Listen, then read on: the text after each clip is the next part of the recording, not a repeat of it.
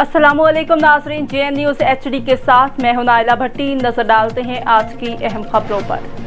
बन्नू मुल्क भर की तरह बन्नू में भी 6 सितंबर यौम दिफा पाकिस्तान के हवाले से तारीखी जामा मस्जिद हाफिज जी से प्रेस क्लब तक रैली निकाली गई। रैली में प्राइवेट स्कूलों के तलबा, ताजुर बरादरी, सिविल सोसाइटी, उलमा कराम ने कसीर तादाद में शिरकत की।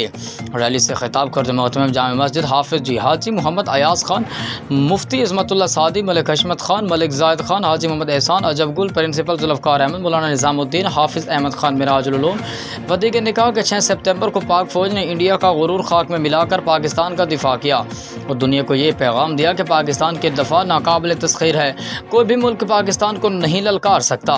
मुकर्रिरीन ने कहा कि अवाम और फ़ौज एक जान है और उनको कोई जुदा नहीं कर सकते। इस वक्त कुछ लोग एक बार फिर अफवाज पाकिस्तान के खिलाफ सोशल मीडिया पर घिनौने साजिशों में मसरूफ़ हैं।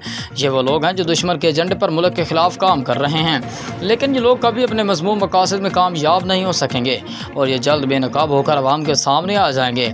मुकर्रिरीन का कहना था कि पाकिस्तान कलमे की बुनियाद पर बना है, कोई भी मुल्क इस मुल्क को ख़त्म नहीं कर सकता। इस मौके पर शुअरा ने पाक फ़ौज और पाकिस्तान जिंदाबाद के पुरजोश नारेबाजी और मुल्क और कौम के लिए ख़ुसूसी दुआ की।